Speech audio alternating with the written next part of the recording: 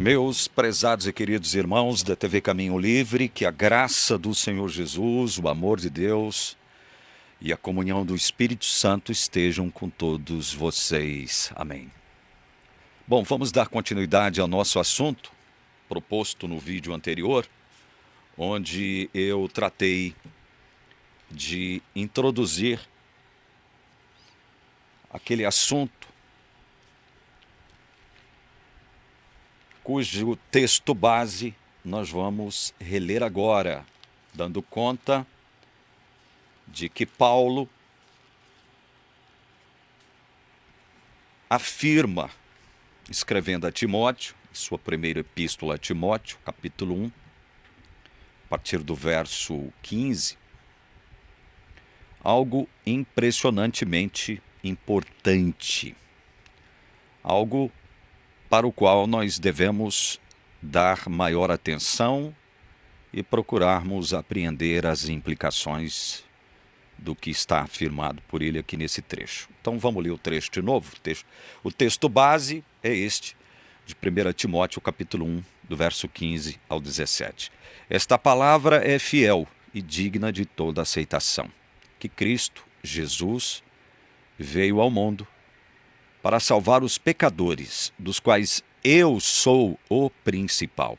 Mas por esta mesma razão me foi concedida misericórdia, para que em mim, que sou o principal pecador, Cristo Jesus pudesse mostrar a sua completa longanimidade e eu servisse de modelo para todos os que hão de crer nele para a vida eterna. Assim, ao Rei eterno, imortal, invisível, Deus único, honra e glória para todos sempre. Amém. Esse é o texto base que nós utilizamos para produzir o nosso trabalho de conclusão de curso, o nosso TCC. Paulo afirma que ele serviria de modelo para todos os que hão de crer em Jesus Cristo para a vida eterna. Então, no vídeo anterior eu falei sobre isso, procurando responder basicamente 3 perguntas. Por que Deus salva? Como Deus salva? A quem Deus salva?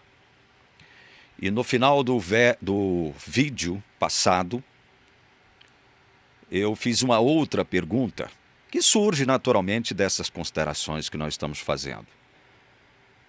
Quais são os critérios utilizados por Deus para eleger Paulo, escolher Paulo, ainda antes dele nascer, como ele mesmo afirma em Gálatas, capítulo 1, versos 15 e 16, para servir de modelo para todos os que hão de crer em Jesus para a vida eterna? Quais são os critérios, afinal de contas? Aí nós lemos 2 Timóteo, logo aí à frente, capítulo 1. Lemos o verso 9, também, né? Que nos salvou e nos chamou com santa vocação, não segundo as nossas obras, mas conforme a sua própria determinação e graça que nos foi dada em Cristo Jesus antes dos tempos eternos.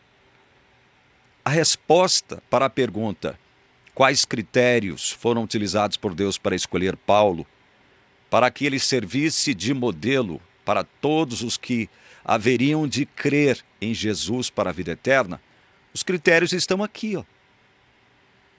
A sua determinação e graça.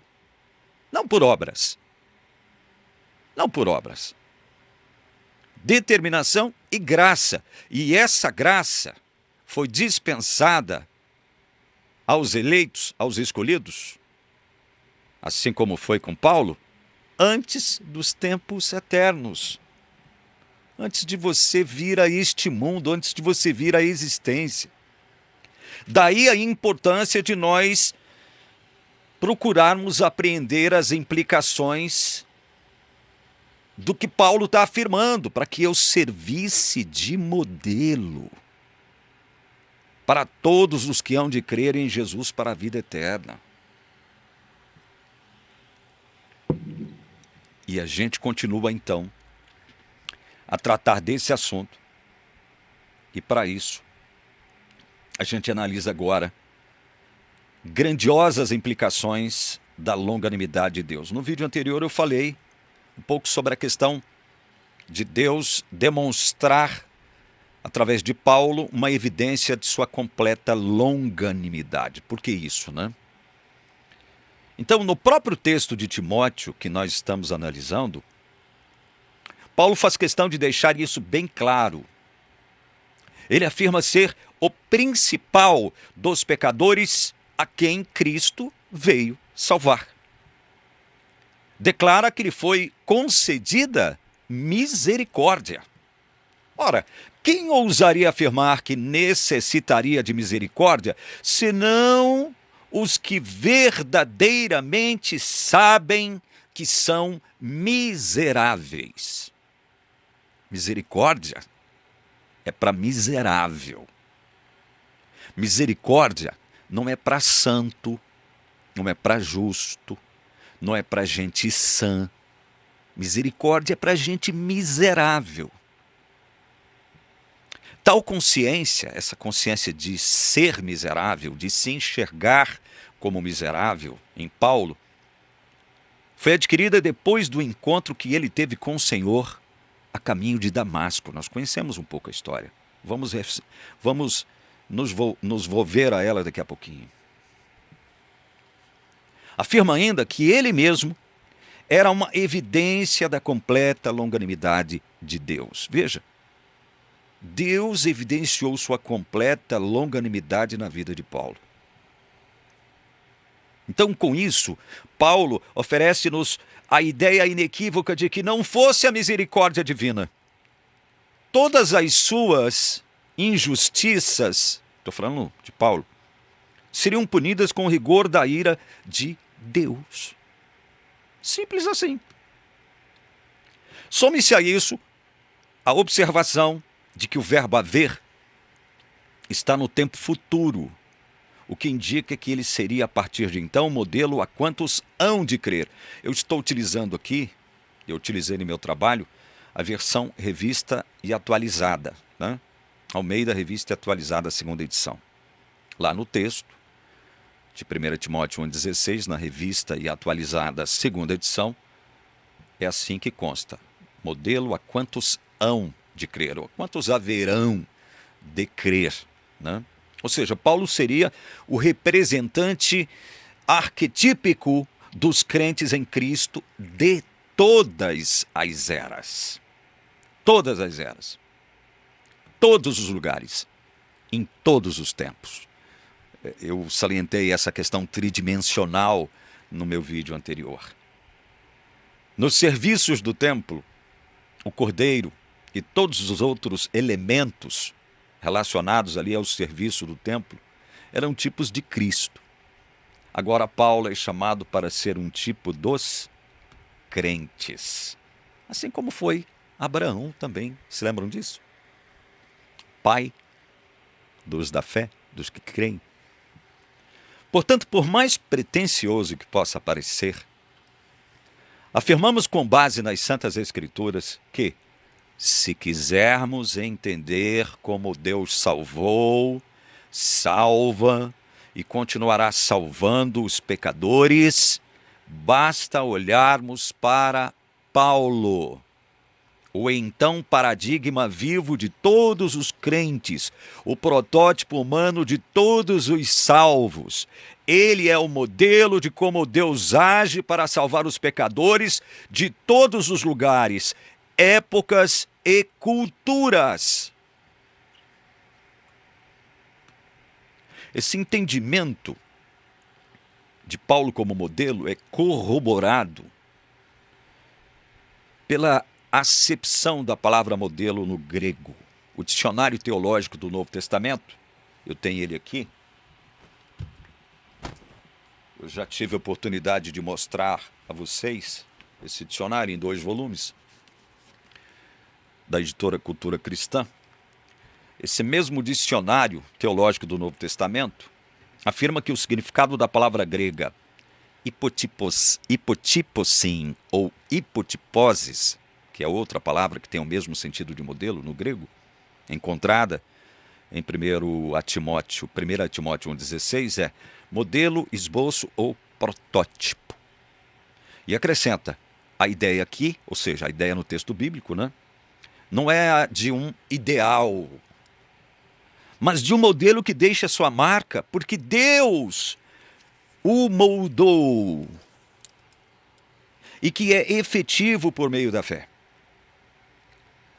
Disso depreendemos que Deus se serviu de Paulo como modelo, não porque fosse um ser humano em todos os aspectos ideal, irrepreensível, sem defeito e sem mácula, mas porque era, no dizer do próprio apóstolo, o principal dos pecadores. Esse é um paradoxo santo maravilhoso.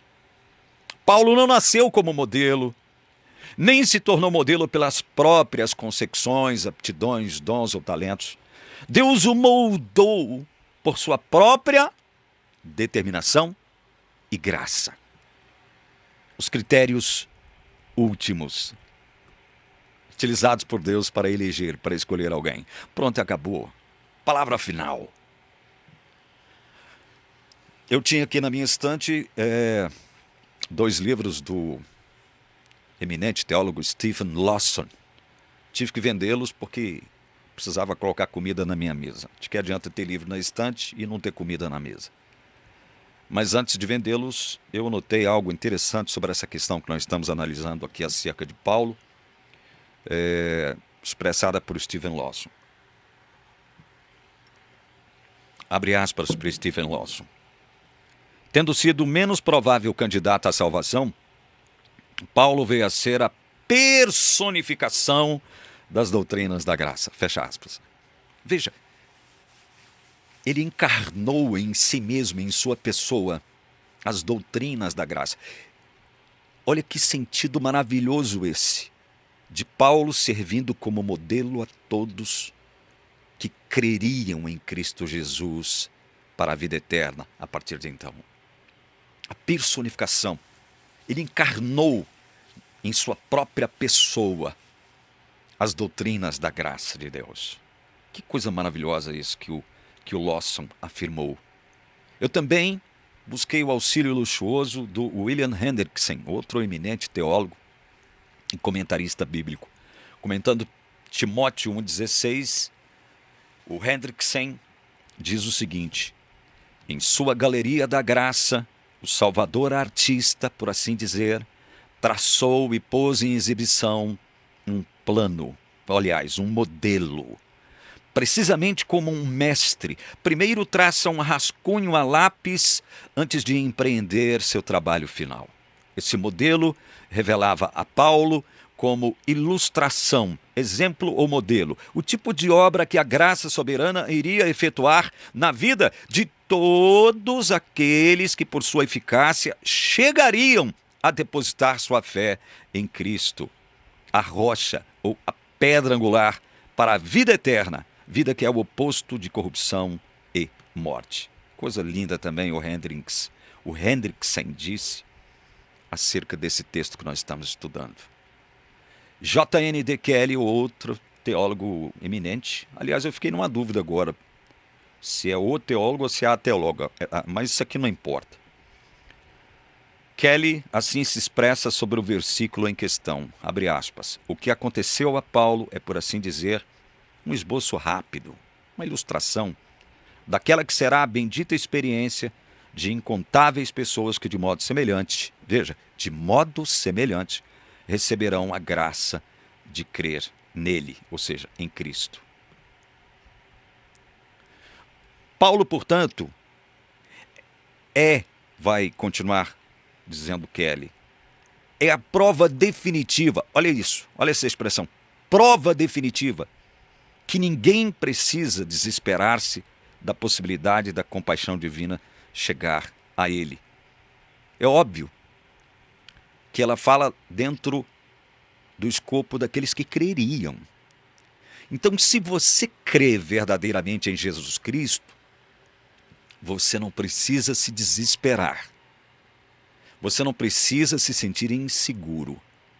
Você não precisa deixar que o medo tome posse do seu coração. Você não precisa ficar atemorizado. Por quê? Porque antes de você nascer, Deus já havia pré-conhecido você, escolhido, eleito você. Veja, e você não se tornou um bonequinho nas mãos caprichosas de um Deus tirano, que é o que vai dizer contra nós todos os arminianos e pelagianos. É o que vão dizer, né? Contra nós, reformados. Você não se tornou um bonequinho. Você não se tornou uma marionete. Se assim fosse, o Espírito Santo não precisaria convencer ou persuadir você. Não é verdade? Bastaria que Deus, ele manipulasse você do jeito que ele quisesse. Mas não é assim que as coisas são. O fato de Deus ter escolhido, elegido você antes de você nascer, não quer dizer que Deus seja tirano, arbitrário, que estuprou a sua vontade, e muito menos que você sejam bonequinhos em suas mãos caprichosas. O outro teólogo eminente, já falecido, considerado o maior teólogo do século XX, John Stott, corroborando esse mesmo entendimento sobre Paulo, diz, abre aspas, conquanto a conversão de Paulo tenha tido muitas características excepcionais, a luz do céu, a voz audível, a língua hebraica, a queda ao chão e sua cegueira, ela foi também um protótipo de todas as subsequentes conversões, pois ela foi uma demonstração da infinita paciência de Cristo em benefício das futuras gerações. John Stott também vai na mesma linha. Outro eminente teólogo, ainda vivo em nossos dias, o americano Thomas Schreiner, vai na mesma linha de raciocínio dos demais e afirma que, abre aspas, apesar da natureza excepcional do ministério apostólico de Paulo, ele via seu chamado como paradigma da conversão de todos os crentes, afirmando que nele, Paulo, Cristo Jesus mostrara toda a sua paciência, a fim de que eu servisse, vai dizer ele, né, como modelo ou como exemplo aos que haviam de crer nele para a vida eterna. Fecha aspas para Thomas Schreiner. Portanto, meus queridos irmãos, é para a vida e a missão de Paulo que devemos nos voltar, a fim de respondermos algumas das perguntas mais cruciais do Evangelho. Por que Deus salva? Como Deus salva? A quem Deus salva? Então vamos procurar mapear a rota, né, a qual o apóstolo dos gentios trilhou, procurando recolher ao longo do caminho, ao longo desse passeio nessa rota, algumas pistas, algumas evidências que possam contribuir para a melhor compreensão de como Deus atuou na vida de Paulo. E, evidentemente, isso vai repercutir na nossa. E ao nos lançarmos nessa jornada, né, de mapear essa rota, avançaremos na mesma proporção, na ampliação do entendimento de que, por mais que o conhecimento de Deus seja para nós humanos em todos os sentidos insondáveis e inescrutáveis, é esse mesmo Deus, por sua própria determinação e graça, que está ainda hoje desvendando-nos o mistério da sua vontade. Então veja, eu vou ficando por aqui. Vocês estão entendendo o propósito daquele que eu estou falando, já nesse segundo vídeo sobre Paulo como modelo a todos que hão de crer em Cristo para a vida eterna? Vocês estão percebendo a importância disso? E no próximo vídeo, nós vamos voltar trazendo alguns fatos de novo à tona sobre a vida pregressa de Paulo, antes de ele crer, antes de ele ser abordado por Jesus na estrada para Damasco. coisas que ele diz acerca de sua própria experiência. Não estou buscando dizer que haveria uniformidade em todos os aspectos da experiência de Paulo em relação à nossa. Não é isso que eu estou procurando dizer. Não é uniformidade nesses aspectos. A minha conversão foi diferente da sua, muito possivelmente. Assim como a nossa conversão, a minha e a sua, possivelmente foi diferente. Com 99% de probabilidades que eu esteja certo, foi diferente da de Paulo, certo? Então, não estou falando nesses termos, de uniformidade nesses aspectos. Eu estou falando de uniformidade na questão do modo como Deus atua para que você possa crer. Aí sim. No modo como Deus faz para que você possa crer. No modo como ele utiliza os seus próprios critérios para fazer você crer. Antes de crer, elegê-lo para crer. É esse o ponto que eu quero continuar salientando com você nos próximos vídeos, onde a gente voltará a tratar desse assunto, certo? A você que assistiu esse vídeo até aqui, eu espero que você tenha absorvido um pouco da importância desse fato, de, como disse aqui alguns teólogos, Paulo encarnar em si mesmo a personificação das doutrinas da graça. Paulo dizer acerca de si mesmo que ele seria o modelo de todos os crentes que haveriam a partir de então de crer em Jesus para a vida eterna. Espero que você tenha começado a captar a importância disso.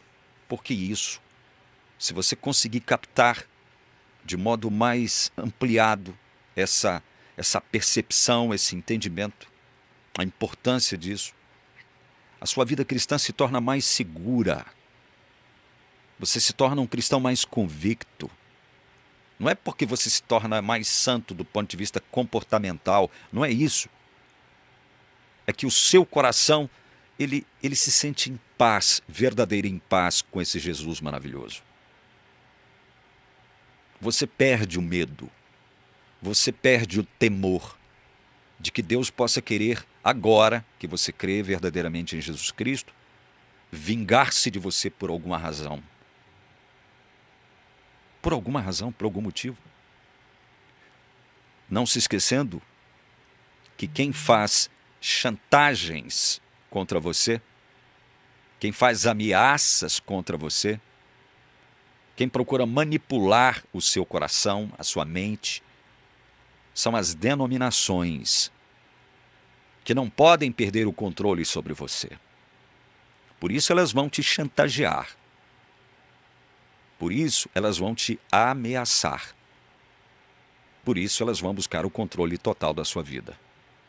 A Igreja Adventista é mestre nisso. É mestre nisso. Em querer manipular você, chantagear você, ameaçar você e buscar o controle total da sua vida. Que Deus abençoe você, em nome do Senhor Jesus. Amém.